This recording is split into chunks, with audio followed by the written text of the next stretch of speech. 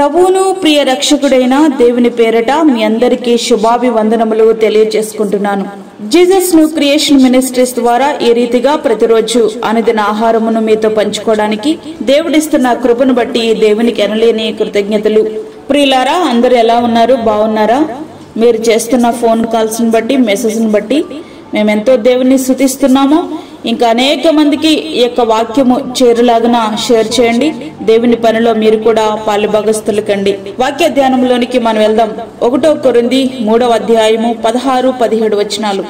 మీరు దేవుని ఆలయమై ఉన్నారనియు దేవుని ఆత్మ మీలో నివసించుచున్నాడనియు మీరు ఎరుగరా? ఎవడైనను దేవుని ఆలయమును పాడు చేసినడలా దేవుడు వానిని పాడు చేయును. దేవుని ఆలయము పరిశుద్ధమైనది, మీరు ఆ ఆలయమై ఉన్నారు.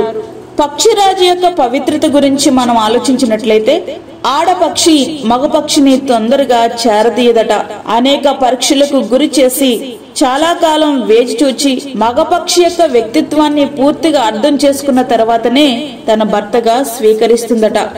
ఆ తర్వాత 2 పక్షులు కలిసి జీవిస్తాయి. పిల్లలను చేసే విషయంలో కూడా 2 సమానంగానే వాటి బాధ్యతలు పంచుకుంటాయట. రాత్రి సమయంలో ఆడపక్షి గుడ్లను పొదిగితే పగటి సమయంలో మగపక్షి గుడ్లను పొదుగుతుందట.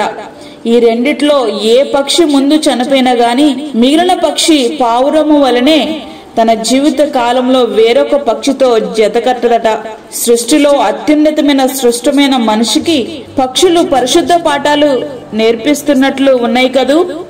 పై ఆకర్షణకు ఆకర్షింపబడి సర్వస్వాన్ని కోల్పోయిన జీవితాలు మనకి కోకొలలుగా కనిపిస్తున్నాయి కదూ.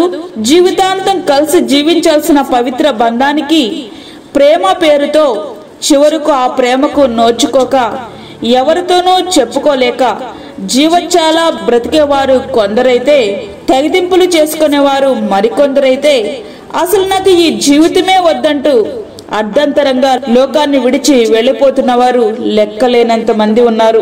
నేటి దినాల్లో చాలా వరకు కుటుంబాలు విచ్ఛిన్నమై సమాధానం కోల్పోయి నరకప్రాయం కావడానికి కారణం అక్రమ సంబంధాలే కదా. ఇద్దరిలో ఎవరు తన పవిత్రను కోల్పోయినా గాని కుటుంబం అంతా అల్లకల్లోలమే. నీవనుకోవచ్చు, నేనెవరికి తెలియకుండా మెసేజ్ చేస్తున్నాను అని. నీ పాపం బట్టబయలయ్యే రోజు దగ్గరలోనే ఉందనే విషయం మాత్రం మర్చిపోవద్దు.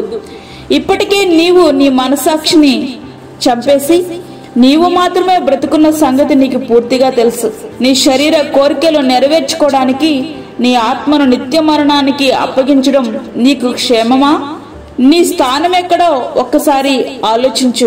కీర్తనాకారుడైనటువంటి దావీదు గారు అంటున్నారు, దేవా, ఎప్పటికైనా సరే పరిశుద్ధతయే నీ మందిరముకు అనుకూలము అని. 93వ కీర్తన 5వ వచనం. నీ దేహమే దేవుని మందిరం, నాకు నచ్చినట్లుగా జీవిస్తానని నువ్వంటే దేవుడు నిన్ను పాడు చేస్తాడు.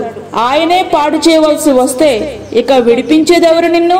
నేను పరిశుద్ధుడనై ఉన్నాను గనుక మీరు కూడా పరిశుద్ధులై ఉండుడి అని ప్రభువు సెలవిస్తున్నారు. ప్రియ నేస్తమా, వాక్యమంటినటువంటి ప్రియ దేవుని బిడ్డ, కృపాకాలం గతించిపోతుంది. ప్రభు రాకడ అతి సమీపమైపోయింది. ఆయన రాకడెప్పుడో మన ప్రాణం పోకడెప్పుడో తెలియదు. కాబట్టి మనలను పరిశుద్ధపరుచుకుని ఎత్తబడే సంఘములో సిగ్గులేని ముఖాలతో ప్రభువును ఎదుర్కొనుటకు మన జీవితాలు మనం పరిశుద్ధతతో కాపాడుకుందాం. దేవునికి మన జీవితాలు అంకితము చేద్దాం. హృదయపూర్వకంగా దేవుని వెంబడిద్దాం.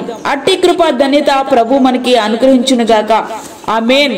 వాక్యం నా ప్రియ దేవుని బిడ్డలారా, ప్రార్థనలో ఏకీభవించండి. పరిశుద్ధుడైన తండ్రి, ప్రేమగల యేసు ప్రభువా, శ్రేష్టమైన మరొక దినము మా జీవితంలో మీరు అనుగ్రహించారు. నీకు వందనాలు. ఈ దినమంతటికి కావలసిన నీ కృపను, నీ క్షేమాన్ని, నీ భద్రతను మాకు దయచేయండి.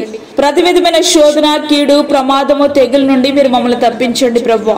నీ పరిశుద్ధత కలిగి, నీ లక్షణములు కలిగి మేము జీవించటకు మాకు సహాయం ఇచ్చేయండి. చంటి బిడ్డలను, వృద్ధులను, గర్భిణీ స్త్రీలను మీరు జ్ఞాపకం చేసుకోనండి తండ్రి. వారికి కావలసిన నీ కృపను దయచేయండి. మా దేశ నాయకులను, రాష్ట్ర నాయకులను మీరు జ్ఞాపకం చేసుకోనండి. నీతి న్యాయములతో వారు పరిపాలించుటకు సహాయం ఇచ్చేయండి ప్రభువా. గర్భఫలము లేని బిడ్డలకు గర్భఫలము దయచేయండి.